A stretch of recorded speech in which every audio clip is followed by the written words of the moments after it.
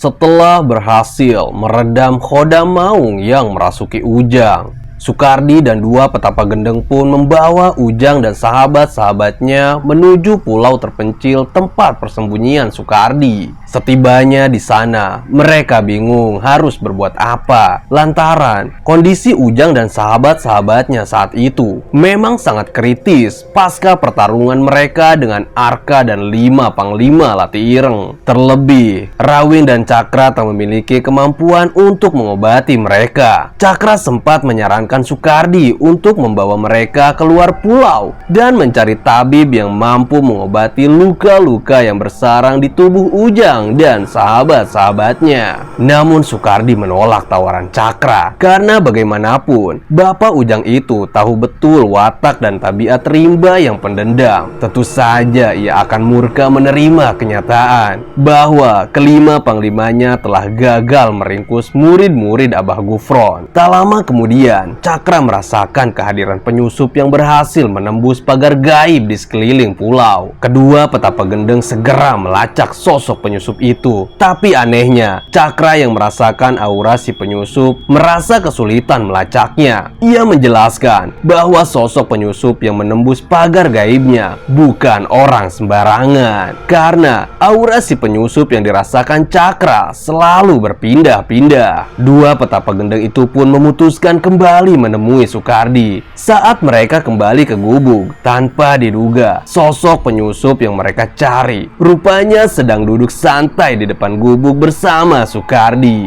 Tak salah lagi, dialah penyusupnya, kata Cakra. Cakra, apa aku tak salah lihat? Ucap Rawing sambil mengusap-ngusap matanya. Cakra hanya terdiam. Keduanya tiba-tiba bergetar hebat melihat sosok tua itu. Wajah Cakra sampai pucat seperti orang ketakutan. Ternyata sosok penyusup itu adalah Eyang Teja. Di momen itu, akhirnya terkuak rahasia demi rahasia yang Eyang sembunyikan selama ini. Awalnya Sukardi bingung bagaimana Eyang bisa kenal dengan dua petapa gendeng. Begitupun sebaliknya, Rawing dan Cakra pun merasa aneh. Kenapa Eyang bisa begitu akrab dengan Sukardi? Akhirnya, Eyang mulai menapak tilas sejarah di masa lalu. Hingga akhirnya, Sukardi dan dua petapa gendeng pun mengerti bahwa sebenarnya kejadian demi kejadian yang mereka alami di masa lalu adalah skenario yang dibuat Eyang untuk mempertemukan mereka. Tujuan dari semua ini adalah semata untuk meredam keangkuhan rimba dalam perjalanannya. Eyang memang sengaja mengumpulkan manusia-manusia sakti untuk membangun kekuatan. Mereka adalah Abah Gufron, Sukardi, dan dua petapa gendeng. Namun, Sukardi sendiri awalnya tak kenal dengan Abah Gufron. Begitupun sebaliknya, Sukardi baru mengenal sosok guru Ujang itu belakangan ini. Pokoknya, setiap karakter dalam sequel ini sebenarnya memang masuk dalam rencana besar Eyang Teja. Bahkan, ada juga sosok lain yang masuk dalam skenario Eyang. Nanti kita akan segera tahu. Nah, Sukardi adalah salah satu karakter yang tahu banyak soal rahasia Eyang. Karena di masa lalu, Eyang menganggap bahwa Sukardi adalah satu-satunya sosok yang tahu titik lemah rimba. Makanya Eyang sedikit terbuka mengenai rencana besarnya pada Sukardi, termasuk tentang penculikan anak sematawayang rimba yang hilang secara misterius di masa lalu. Pembicaraan Eyang dengan Sukardi dan dua petapa gendeng pun perlahan membuka misteri demi misteri. Kedatangan Eyang ke tempat persembunyian Sukardi dan dua petapa gendeng memang memiliki maksud dan tujuan. Beliau menceritakan tentang gemuruh bencana yang terjadi karena ulah seseorang bernama Arka. Kondisi Kampung Japati saat ini masih kacau balau, baik dari sisi bangunan ataupun sosialnya. Lantaran Arka tak hanya membuat bencana alam, tapi dia juga menyebarkan fitnah yang berujung pada pengusiran Jaka. Apalagi sosok Jaro yang menjadi pemimpin di sana juga ikut dihabisi oleh Arka. Beruntungnya si Jaro berhasil diselamatkan dan dibawa oleh Eyang menuju Surau Abah untuk dirawat. Mendengar hal itu, Rawing tiba-tiba naik pitam. Eyang, seandainya Eyang memerintahkan saya untuk memburu manusia picik itu, itu, saya berjanji akan membawa kepala Arka ke hadapan Eyang, kata Rawing. Eyang malah ketawa sambil melemparkan sebatang singkong bakar. Kelihatannya kau sedang lapar ya. Makanlah dulu singkong bakar itu, sahut Eyang santai. Rawing jadi malu sendiri. Lalu apa rencana Eyang selanjutnya? Tanya Cakra. Eyang tersenyum lalu menatap Sukardi. Sebelum kita mengambil langkah, kita harus selamatkan dulu Ujang dan sahabat-sahabatnya yang terluka parah, kata Sukardi. Cakra pun mangguk-mangguk. Kemudian, Eyang minta diantar untuk menemui Ujang dan sahabat-sahabatnya. Mereka semua pun masuk ke dalam gubuk, menuju ruang bawah tanah. Di sana, Hafsah terlihat masih menangis. Ibu Ujang itu tak henti-hentinya mengusap kepala sang anak yang sedang tak sadarkan diri. Bu, sudahlah, jangan menangis terus. Ujang akan segera membaik. Eyang datang untuk membantu kita, kata Sukardi menenangkan Hafsah. Tapi Eyang justru tak mendekati Ujang. Matanya tertuju pada Jaka. Beliau menghampiri Jaka sambil membaca bait-bait doa. Rawing, tolong ambilkan air, pinta Eyang. Rawing pun segera membawakannya untuk Eyang sambil terus melantunkan doa. Eyang mengusap seluruh badan Jaka dengan air itu. Lalu tiba-tiba keluar darah yang menggumpal dari mulut Jaka. Eyang menepuk-nepuk punggung Jaka sampai gumpalan darah itu habis dimuntahkan. Cakra, pindahkan Jaka dari ruang bawah tanah, perintah Eyang. Jaka pun segera dipindahkan ke atas dan dibaringkan di sebuah pelupuh bambu. Kemudian Eyang mengajak semuanya keluar. Sukardi sedikit bingung kenapa Eyang hanya mengobati Jaka. Bagaimana dengan yang lain, Eyang? Tanya Sukardi. Tinggalkan saja mereka semua di sini. Nanti akan ada yang mengurus mereka, timpal Eyang sambil berjalan keluar. Sukardi dan Hafsah pun ikut keluar. Di depan gubuk, Eyang meminta semuanya berkumpul dan mendoakan Jaka agar segera pulih. Mereka pun mengangkatkan dua tangan mengamini bait-bait doa yang dipimpin Eyang langsung. Selesai berdoa, Eyang kembali berbicara pada Sukardi dan dua petapa gendeng. Mulai sekarang, Jaka akan jadi tanggung jawab kalian. Jika nanti dia sudah kembali sadar, bimbing dia seperti Eyang membimbing kalian. Ajarkan kebaikan padanya, buat dia menjadi anak yang kuat. Waktu yang dinanti akan segera tiba. Ujang dan sahabat-sahabatnya ini akan ada di garda terdepan. Tugas kita hanya mengawal mereka, kata Eyang Teja. Sukardi paham sekali dengan maksud Eyang. Namun, ia masih mempertanyakan nasib Ujang dan sahabatnya yang lain. Eyang tahu isi hati Sukardi. Kau tak usah mengkhawatirkan Ujang dan sahabatnya yang lain, Kardi. Mereka akan Eyang sembunyikan di tempat lain. Untuk sementara waktu, mereka harus berpisah, ucap Eyang. Dirasa sudah cukup, Eyang pun memutuskan untuk pamit dari pulau persembunyian itu. Karena hari sudah semakin sore, Eyang akan pulang sekarang. Pungkas Eyang lalu terbang ke langit. Hanya dalam hitungan detik, Eyang sudah tak terlihat dari pandangan. Tak lama kemudian, Cakra teringat pada perkataan Eyang. Sebentar, bukankah Eyang bilang akan membawa Ujang dan sahabatnya yang lain? Kenapa Eyang pergi begitu saja? Tanya Cakra kebingungan. Dia bergegas pergi ke ruang bawah tanah untuk memastikan. Dan edannya, Ujang dan sahabatnya yang lain sudah tak ada di tempat. Cakra langsung merinding dan kembali keluar. Bagaimana Cakra? Tanya Rawing. Mereka sudah menghilang. Sepertinya Eyang yang membawa mereka, kata Cakra mencoba menerka. Mereka semua saling tatap dan garuk-garuk kepala, menyaksikan kemampuan Eyang yang di luar nalar. Lalu tanpa sengaja Rawing nyeletuk. Benar-benar kakek gila. Dari dulu sampai sekarang masih saja aneh, kata Rawing. Tiba-tiba ada yang menimpu kepala Rawing dengan biji salak. Aduh, sakit. Kemudian suara Eyang terdengar menggema tanpa rupa. Bicara apa kau, Rawing? Ampun Eyang, ampun, sahut Rawing sambil menengok ke sana kemari mencari sumber suara. Eyang membalasnya dengan tawa yang menggema. Lalu suaranya menghilang. Sukardi, Cakra, dan Hafsah pun ikut tertawa melihat kelakuan kocak Rawing. Kualat kau Rawing, kata Cakra. "Ah, dasar kau, senang sekali melihatku dipermalukan," timpal Rawing. Kemudian Cakra bertanya pada Sukardi, "Kenapa Eyang meninggalkan Jaka sendiri di sini? Coba kau ingat-ingat lagi kata-kata Eyang saat ia menitipkan Jaka pada kita." Cakra pun termenung sambil mengingat-ingat. Rawing berkata,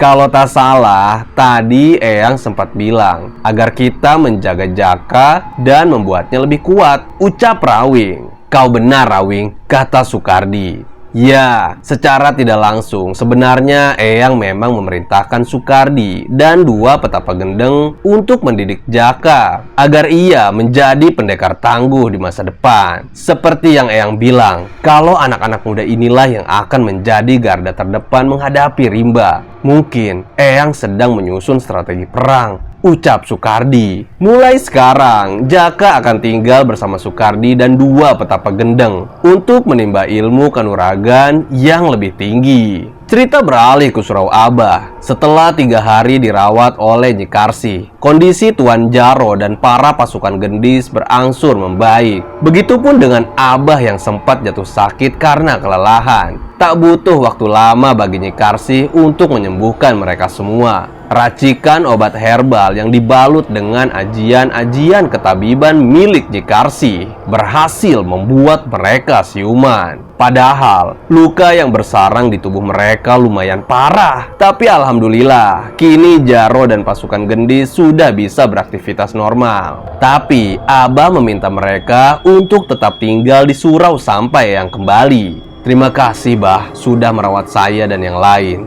Entah bagaimana saya membalas kebaikan Abah," kata si Jaro. "Semua semata berkat pertolongan Gusti Allah. Kalau kalian mau berterima kasih, sampaikan terima kasih kalian pada Bu Nyai," kata Abah. "Maaf, Bah, jadi selama ini Bu Nyai yang merawat kami," kata si Jaro kebingungan. Haha, rupanya mereka tak sadar kalau yang merawat mereka adalah Nyi Karsi. Bahkan Jaro sendiri belum pernah melihat istri Abah itu. Pasukan gendis juga ikut kaget karena selama ini mereka memang dilayani para santri, dari mulai pemberian obat sampai ritual lainnya. Kemudian salah seorang pasukan gendis mencolek sebuah ramuan buatan Nyi Karsi sambil menghirup aromanya. Tiba-tiba ia terkejut bukan main. "Punten, Bah, apakah Bu Nyai ada di sini? Kalau Abah mengizinkan, kami ingin sekali bertemu dengan Bu Nyai," kata salah seorang pasukan gendis. "Anak muda, kenapa mukamu seperti itu?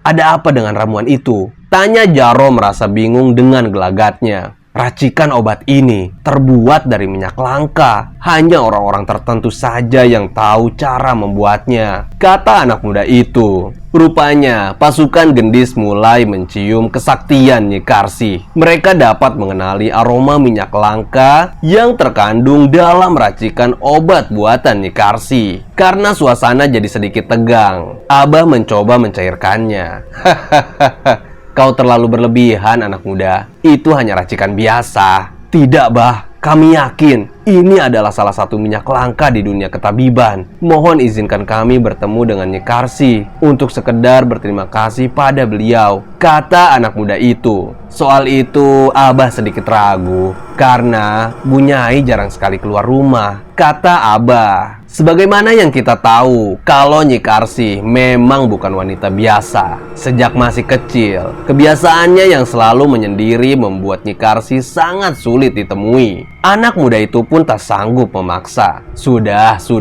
nanti biar Abah yang sampaikan terima kasih kalian. Tidak usah terlalu dipikirkan," ucap Abah sambil tersenyum. Di tengah obrolan itu tiba-tiba Abah terdiam dan memejamkan mata. Beliau merasakan kehadiran Eyang. "Waalaikumsalam," ucap Abah. Jaro dan pasukan gendis celingak-celinguk lantaran tak ada tamu yang datang. "Pada siapa Abah menjawab salam?" bisik Jaro bertanya pada pasukan gendis. Mereka pun sama bingungnya. Suasana seketika hening. Abah juga terlihat mangguk-mangguk sendiri. Tak lama kemudian Abah membuka matanya. "Alhamdulillah, gendis sudah kembali. Insya Allah ia akan baik-baik saja." Ucapan Abah semakin membuat mereka bingung. Si anak muda memberanikan diri bertanya, "Lalu di mana keberadaan gendis sekarang, Bah?" "Dia sudah ada di dalam bersama Nyi Karsi," kata Abah. Jreng jreng.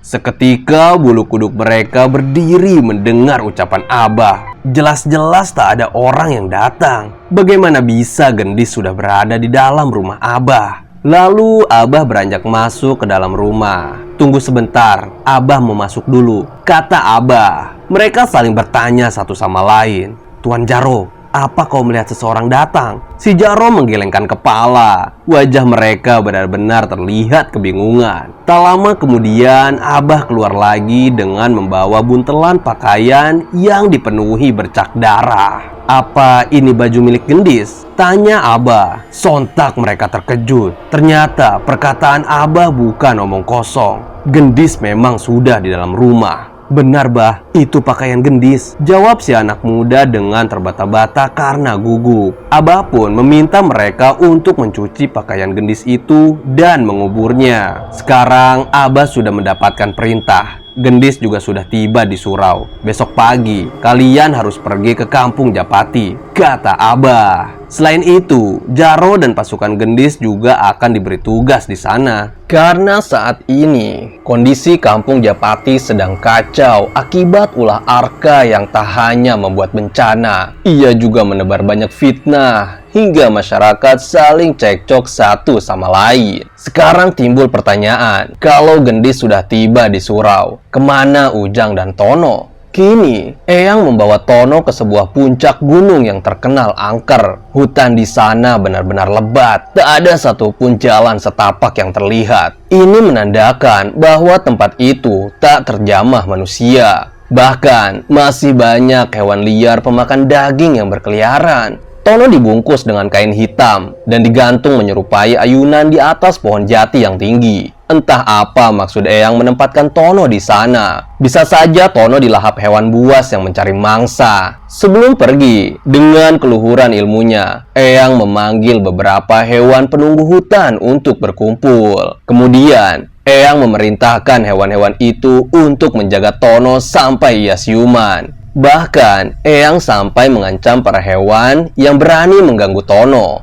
Hewan-hewan itu terlihat menyimak perkataan Eyang. Lalu, Eyang menatap mereka satu persatu.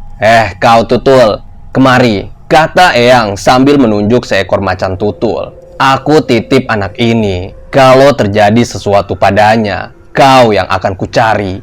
Macan tutul itu tiba-tiba mengaum, menunjukkan taringnya yang garang. Hewan itu sepertinya tak senang diatur Eyang. Tanpa ragu, Eyang menepak kepalanya. Plak! "Apa maksudmu mengacungkan taring di hadapanku? Mau cari masalah denganku?" gentak Eyang. Seketika, macan tutul itu tunduk. Aumannya berubah menciut seperti suara kucing. Hewan itu membaringkan badannya seolah ingin menunjukkan perutnya yang kosong. "Oh, rupanya kau lapar. Kalau sekarang kuberi makan, apa kau akan berjanji menjaga anak ini?" kata Eyang. Macan tutul itu kemudian mangguk-mangguk, tanda kalau dia setuju. "Ya sudah, tunggu sebentar." Eyang merogoh sakunya dan mengeluarkan puluhan ekor ayam. Padahal ukuran saku Eyang tak begitu besar. Tapi ajaibnya, Eyang mampu mengeluarkan begitu banyak daging ayam yang siap disantap para hewan karnivora itu. "Makanlah sepuasmu, tapi ingat, jangan sampai kau tak menepati janji," kata Eyang. Semua hewan pun menyantap sajian yang disuguhkan oleh Eyang. Cerita beralih ke markas besar Lati Ireng. Kini, Legi tiba di singgasana Rimba dengan membawa 4 panglima lainnya. Tapi, Rimba terlihat acuh dengan kedatangan kelima panglimanya yang keok setelah berduel dengan si Maung. Sepertinya pemimpin Lati Ireng itu sudah memprediksi kekalahan para panglimanya. Legi pun sedikit gugup menghadap Rimba. "Kita semua hampir berhasil meringkus mereka. Tapi Sukardi datang dan mengacaukan segalanya," kata Legi melaporkan misi perburuannya yang gagal. Kemudian Rimba berdiri dan mendekati Legi. "Bukankah Sukardi yang menyelamatkan kalian dari ancaman si Maung?" kata Rimba. Legi pun tak bisa berkata-kata lagi. Lalu Rimba mencekiknya. "Aku tak mau menerima alasan apapun. Urus sampah-sampah ini dan segera pikirkan langkah berikutnya," kata Rimba lalu pergi meninggalkan para panglimanya. Legi bergegas memanggil para pengawal untuk merawat 4 panglima yang terluka berat. Setelah itu, Legi keluar markas dengan menggunakan pakaian perang. "Maaf Tuan, hendak kemana Tuan pergi? Bukankah Tuan juga terluka parah?" tanya salah seorang pengawal. Kemudian, Legi menoleh ke arah si pengawal dengan mata yang memerah. "Aku ingin mencari hiburan sebentar. Tolong rawat teman-temanku dengan baik," kata Legi, lalu bergegas pergi tanpa menjelaskan kemana tujuannya. Singkat cerita, Legi pun tiba di desa Ronggeng. Rupanya, ia hendak membuat perhitungan dengan Arka. 3 orang penjaga di gerbang desa segera menghadang Legi. "Katakan di mana Arka," ucap Legi tanpa basa-basi. "Tuan Arka sedang keluar desa. Pergilah dan kembali di lain waktu," jawab si penjaga mencoba mengusir Legi. Panglima Latiireng itu sudah kepalang pusing dan langsung menghajar para penjaga gerbang. Ia menusuk mereka dengan tombaknya. Seketika, 3 penjaga gerbang itu terkapar dihajar Legi. Melihat kejadian itu, para jawara desa Ronggeng segera berkumpul untuk merempuk Legi. Suara kentrong dibunyikan warga sebagai tanda adanya bahaya yang mengancam. Tapi Legi tak bergeming sedikit pun. Ia terus berjalan masuk ke dalam desa sambil menyeret salah satu penjaga gerbang yang sudah tak bernyawa. Penduduk desa Ronggeng pun gempar dan berteriak histeris. Mereka melarikan diri untuk bersembunyi. "Arka, keluar kau, atau kumusnahkan desa Ronggeng beserta isinya," gertak Legi. Namun Arka tak kunjung menunjukkan batang hidungnya. Tiba-tiba, 10 jawara desa Ronggeng berdiri di hadapan Legi. Mereka menatap Legi dengan mata yang tajam. "Katakan di mana Arka?" Pertanyaan itu kembali keluar dari mulut Legi. "Jangan harap kami akan memberitahukanmu keberadaan Tuan Arka," sahut seorang jawara. Legi semakin geram. "Aku tak ingin menumpahkan banyak darah di sini. Cepat beritahu aku di mana Arka," kata Legi. Lalu tiba-tiba sebuah anak panah melesat dan menancap tepat di leher Legi. Cuk! Namun edannya, tusukan anak panah itu seolah tak berarti apa-apa. Legi mencabut anak panah itu dengan mudahnya. Darah mengucur deras dari lehernya. Seorang penjaga mengangkat tangan dan mengarahkan telunjuknya ke arah Legi, semacam memberi isyarat menyerang. Dan benar saja, dari balik bukit tiba-tiba muncul ratusan anak panah yang meluncur ke arah Legi. Panglima Latiireng itu merunduk dan menjadikan jasad penjaga gerbang sebagai tamengnya. Ratusan anak panah pun menghujani Legi. Jasad si penjaga gerbang langsung dipenuhi anak panah dari ujung kaki sampai ujung kepala. Tak sampai di situ, usai dihujani anak panah, 10 jawara yang berada di hadapan Legi juga mulai mengeluarkan jurus tarian maut. Legi segera bangkit dan melempar bangkai si penjaga gerbang. "Hahaha, aku tak ingin melewatkan pesta yang kalian siapkan untukku. Majulah, maju," kata Legi. Ke-10 jawara itu pun segera menyerang Legi. Tapi anehnya, Panglima Latiireng itu seperti membiarkan mereka menyerang tanpa perlawanan. Pukulan dan tendangan yang dilancarkan para jawara itu berhasil mematahkan tulang rusuk Legi dan anggota tubuh lainnya. Krek, krek, krek.